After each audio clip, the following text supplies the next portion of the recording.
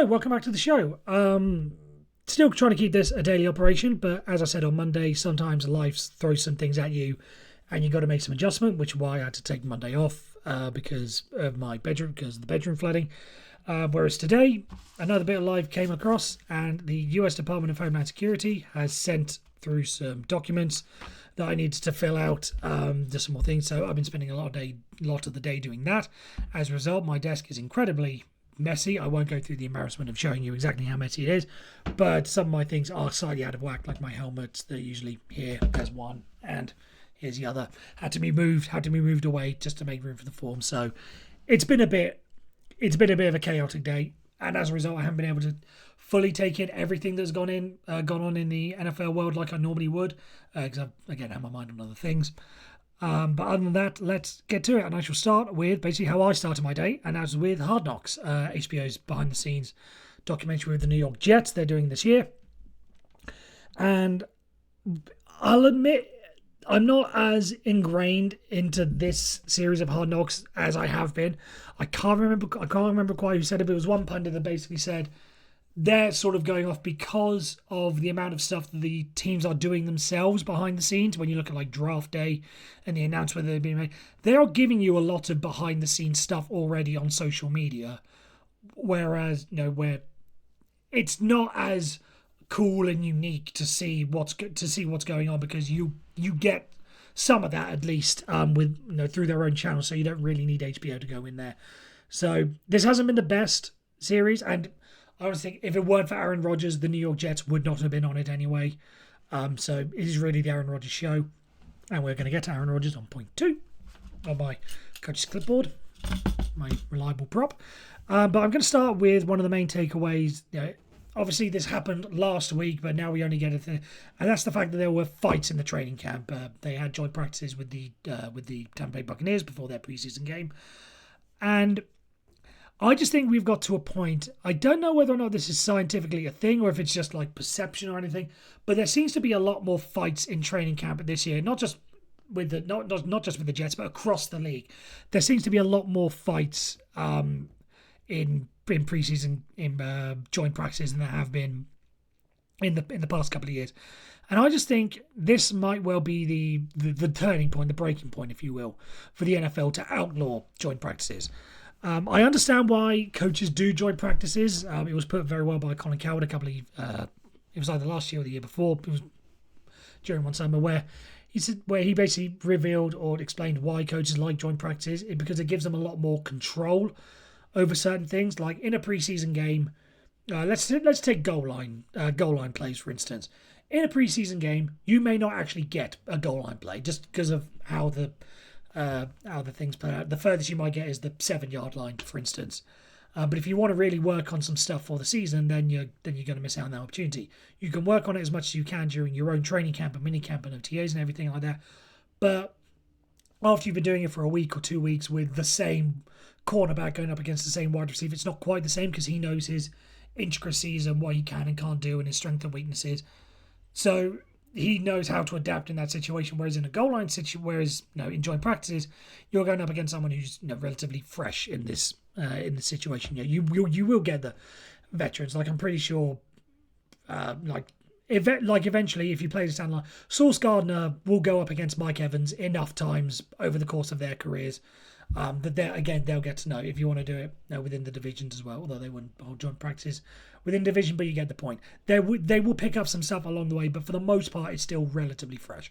So a coach can say, I just want to work on goal line plays. I want to have a solid half hour of goal line plays so I can work some stuff out. Whereas you don't get that in actual preseason games or in normal practices.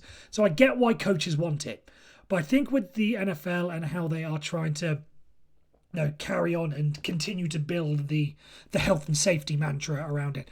You look at the guarding caps, for instance. They were seen as like they were trialed out last year, helped out concussions. Now they're going to be a thing. I don't think they're going to be used in game just yet, although I do think that is something that's going to come down the line. But we've seen how they've impacted things, on a health and safety standpoint. I think fights are probably going to be the next thing to go, and you do that by getting rid of the joint practices. Whether or not the coaches themselves sort of vote for it is probably going to have to. It may have to be something that goes through the competition committee and the rules and the owners' meetings and everything like that. But I just think this summer, at least, is going to be the one that's at the very least makes the league look at the situation and say, right, what can we do with it all? So fighting practices, I honestly think they've. Well, obviously, I think they've got to go. Whether or not they do that by getting rid of joint practices as a whole, we'll just have to wait and see on that mark. We're sticking with the Jets, and we stick with the main man of the Jets, and that is Aaron Rodgers. And the fact that, just something I picked up from Hard Knocks, and just the fact that this week in their third preseason game, or the third preseason game for a lot of people, obviously it's their fourth because they had the Hall of Fame game against the Browns. But Aaron Rodgers is going to start or get some reps in that game against the New York Giants. However, didn't bother to look up who's the home team in this one. I'm just going to say they're both the home team because technically they are. But I'm slightly puzzled by how the New York Jets have handled Aaron Rodgers with this preseason. We know that he's not exactly been totally committed to off-season work, or at least as committed as some other people can be. The example that comes to mind is Tom Brady. You look at what he did during the COVID season 2020 when he first moved to the Buccaneers. They didn't have a preseason, so he had to try and find a way to make sure that he got workouts with his new wide receivers and whatever. And there was the story that they were working out at a local high school and whether or not that really breached COVID protocol and everything. But the fact is, he pushed a bit to say, right, I'm on a new team. I want to make sure that I get everything I can done. And whilst Aaron Rodgers did turn up to OTAs and mini camps and has been with the preseason and everything, with the training camp, the fact that he hasn't played so far in any of the games just strikes me as a little bit weird, because this is going to be the first time he plays in a preseason since 2018. Now, we know that this is the way that Aaron Rodgers works. If you want to put over, he's getting old, he needs to work out his body in such a way, and if I just want to rest, I don't want to risk any injury. If that's the reason, and that's the protocol, fine, and he missed the whole preseason, I would kind of understand that, because, again, this is how he's worked in the past, and it's got him X amount of MVPs, 2 straight, and all that stuff. I would get it. But the fact that he is coming in for this last preseason game shows that he is willing to play in preseason, and the Jets are willing to let him play in preseason. So why couldn't he have played a couple of series beforehand? You had the extra game, you had something to work with. Give him some plays. So quite how the Jets have handled it's a bit baffling for me. And if I was being honest, I would be slightly concerned with how the Jets handled this if I was a New York Jets fan. Because you look at their schedule to start off the season, it is a bit of a gauntlet to start off the season.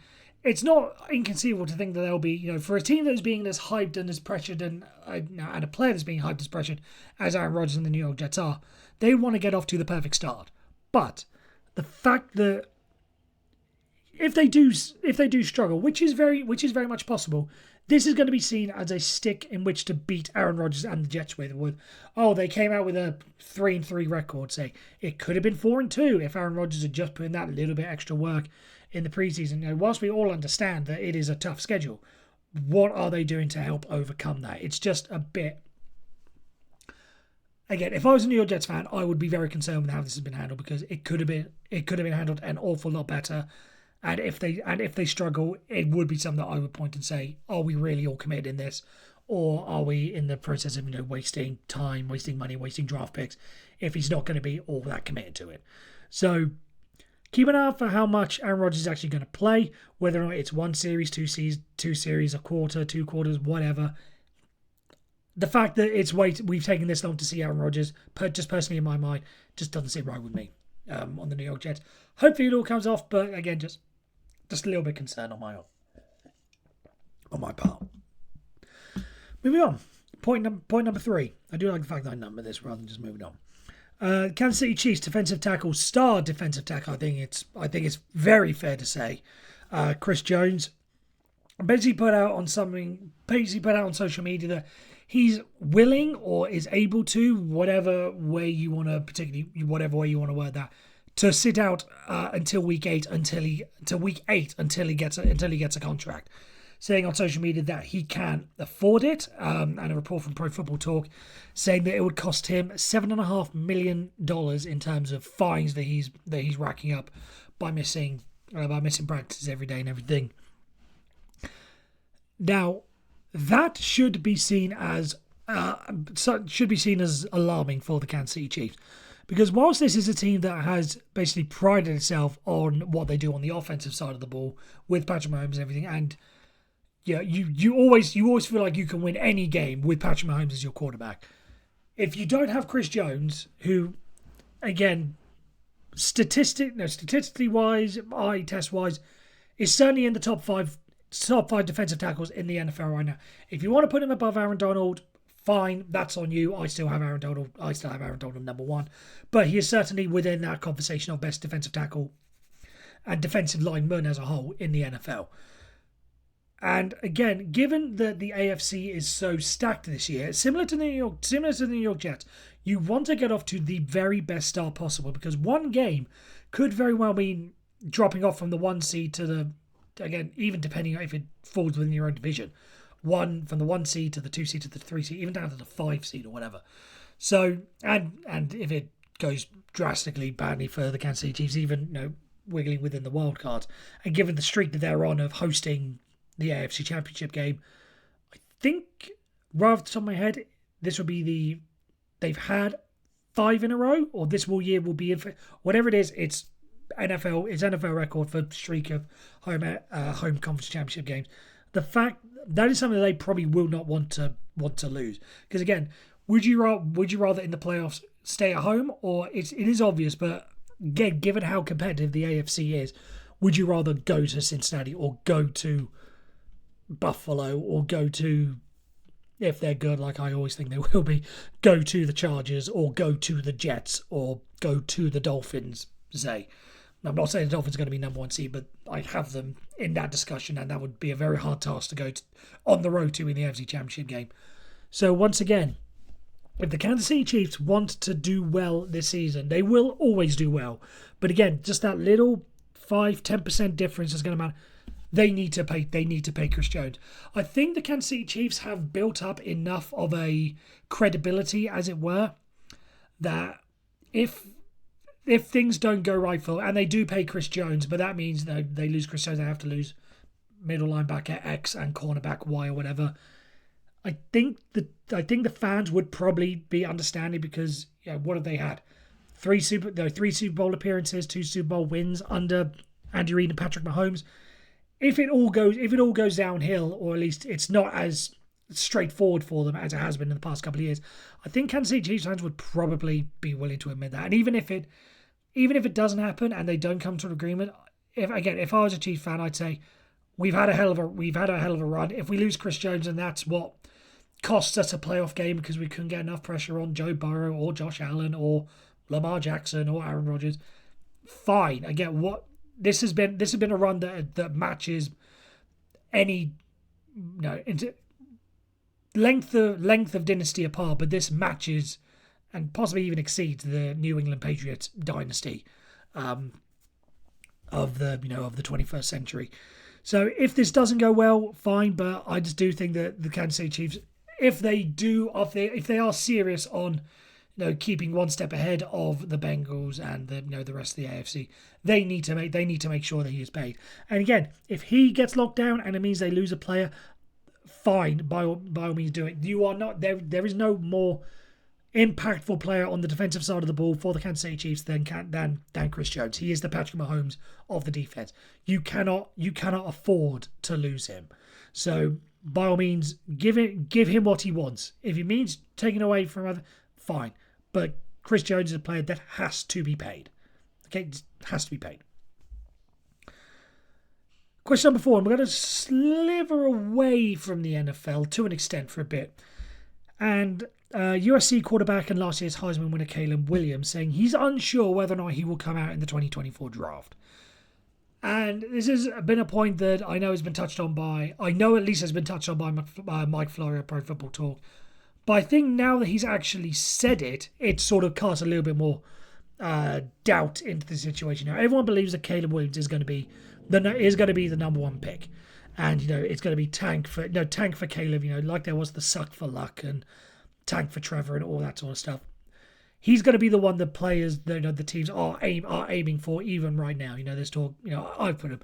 The Arizona Cardinals, if Kyler Murray doesn't work out, are in the Caleb Williams sweepstakes. The Buccaneers, if Baker Mayfield try good, they are in the sweepstakes. There are a couple of others you can sort of put on that list as well, but the Cardinals and the Buccaneers are probably my main two. But either way, Caleb Williams coming out in an interview with ESPN and basically saying he's not sure whether or not he will come out for the 2024 draft. He does have some level of college eligibility as well. Now, again, as I touched on, Mike Florio has touched on this before. It is the pulling an Eli Manning situation, or John Elway are the two most famous ones. I know Bo Jackson did the same to her. He told the Buccaneers all these years ago, if you draft me, it's a wasted draft pick. He said it himself. Go watch the You Don't Know Bo documentary. Even if you don't know much about Bo Jackson, go watch it. The ESPN 30 for 30, go watch it. Brilliant insight. And I quite like this idea from Caleb Williams, because if it is the Arizona Cardinals or any other organization that has statistically and is demonstrably bad and has been bad over the past year, given the situation with NIL and the money that he is making in USC and the control that he has and the fact that and every factor that goes into it, if you are being picked up by the Arizona Cardinals, why would you? If the Arizona Cardinals have the number one pick in the draft, why would you go there given how badly run of an organization they are? If it's another name just come off the top of my head, the Washington Commanders could be, if Sam Howell doesn't turn out to be the be all and end all. So there are, and we've seen the reports coming out a couple of months ago about the players' survey about how badly run these organizations are. Why would you go to a team like that if you have the power like this? Whilst it may not look good and maybe we think, oh no, he's being a bit soft, you should want the challenge of taking a team from 32nd in the league all the way to the Super Bowl or whatever. I kind of understand it. If you want to just take a bad organization rather than a terrible organization and do that, that's absolutely fine. But if you don't want to go to the Arizona Cardinals, I wouldn't blame him one bit. So again, there was always this possibility that he has the ability to do it. But the fact that he has come out and said that he is unsure whether or not he will be coming out for the NFL draft, that kind of says, right, this might actually be a real thing. He might pull an Eli Manning. He might pull a John Elway or something. So depending on how the season goes, and with everybody likely going to be on Caleb Williams' watch for the season, that's just something to keep in the back of your mind. If the Arizona Cardinals are going down and down and down, or the Commanders are going down and down and down, or any of these statistically and historically bad teams are going down, don't necessarily think that it's Caleb Williams that is going to be the savior to all their problems, because he might not be, and he might not give them the chance to be their savior, because he might just decide to take his ball and stay away from them. So do not run that. Do not rule that possibility out. Finally, final point, and this came out literally about 10 or 15 minutes before I was due to sit down and do this. Sam Darnold has officially been named the number two quarterback for the San Francisco 49ers. So the depth chart is going to be Brock Purdy 1, Sam Darnold 2, Trey Lance 3. Now, what does this mean for Trey Lance? I made the note here. Ian Rappaport, noted insider, has basically hinted that it may well be that he's traded away. There was talk around the draft, and that it might pick up again. I've paraphrased what he says there. He's tweeted out, so go check it out. The full details there. But I think it is fair to say that Trey Lance, the 49ers need to simply cut their losses and move on from him. If it has got this far down the road, this is This is his third year in the thing. 2021 development year. Fine, sit behind you. Fine. Whether or not you believe that it's right that the early quarterbacks should sit, or whether or not they should play straight away, no situation is the same. But if you think that he should sit for a year because he wasn't quite there, fine, good. Second year, didn't really impress to start us off with, and then gets injured, which is another big red flag. How is he gonna stay healthy? And then the fact that he's, if you want to give him a second chance, or technically a third chance, depending on how you word it, and now that he's down to quarterback 3 on the depth chart, it kind of signals just it's not going to work, especially if Brock Purdy does turn out to be the same Brock Purdy that we had last year, and turns out to be this incredible force, be it Tom Brady 2.0 because they were late draft picks and whatever, and came in because of injuries and set the world on fire. If Brock Purdy is going to be that, why do you need Trey Lance? What is the real point of keeping that? Especially if you've got young-ish backups like Sam Darnold, who can fill that role. Why do you want to hold on to Trout? Just get rid of him. There maybe Bill Belichick thinks that he's going to be the one to turn him around. We've seen the problems that he's had with Mac Jones and the reported problems that have been going on behind the scenes.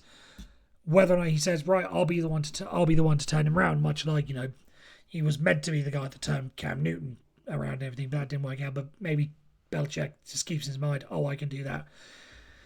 Whether or not Tua Tagovailoa down in Miami, what the situation is that because of his injuries, if he's not really allowed to, maybe they say, we'll take Trey Lance.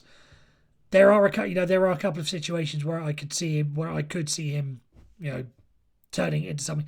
Denver. What happens if Russell Wilson turns out to be the Russell Wilson of last year rather than the Russell Wilson that was basically keeping the Seattle Seahawks offense going for all those years? Do you reckon Sean Payton will say, I'll take a chance on him?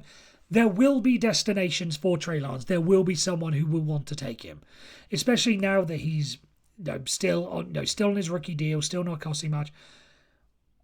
The 49ers are not going to get back what they gave up for him. Trading up in the draft to get him, they're not going to get back what they got. They should at least try and get something.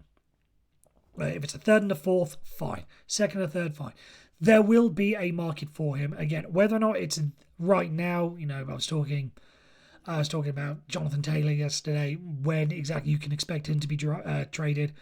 I don't think Trey Lance will be traded within the next couple of weeks. Again, it's just my opinion. I don't think he'll be traded within the next couple of weeks. It might well be, it probably will be next off season that we see true movement for it. But again, it might well be that happens this season. If Russell Wilson continues to struggle and gets completely injured, or whatever, there will be a quarterback issue at somewhere around the league that he can pick up the pieces from. Whether or not it's going to be, I just don't know. But I think we can probably say that San Francisco, Trey Lance's time with the San Francisco 49ers has probably come to an end with this, because there's just no way you come back from the constant demotions that he's been, well, this is really one big demotion, but constant struggles to get on the field and improve.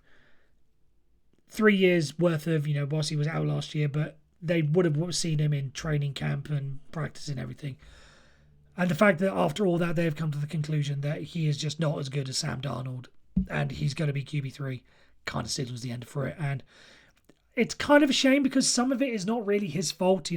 If he'd have had another year, a full year of development, because he came out after the full COVID season in college football, and I saw a touch on this yesterday. And we're talking about Anthony Richardson. But Trey Lance at North Dakota and North Dakota State, he only had one game in his final season. That was really a showcase game to say, this is our guy. Try and get him as high up in the draft as you can. If he'd have had a full season, more reps, could this have been better? So it's not all totally his fault. You can't really blame the injury on him as well. So it's a bit sad that it's come this way, but again, the writing is officially on the wall that Trey Lance's days with the San Francisco 49ers are numbered. Who he's going to go to next, we can only really speculate. But that's, speculate on your own time. We've got a cool time on this one. I'd like to say once again, thank you very much for tuning in. Sorry it's a bit later than what is planned. We'll hopefully get back to a somewhat regular schedule tomorrow. But other than that, as always, make sure you make sure you subscribe, follow the links for my socials down below, give them a follow, leave your comments, all the stuff. I'd love to hear your thoughts on a couple of things. And until I see you again on the next time, you guys all take care.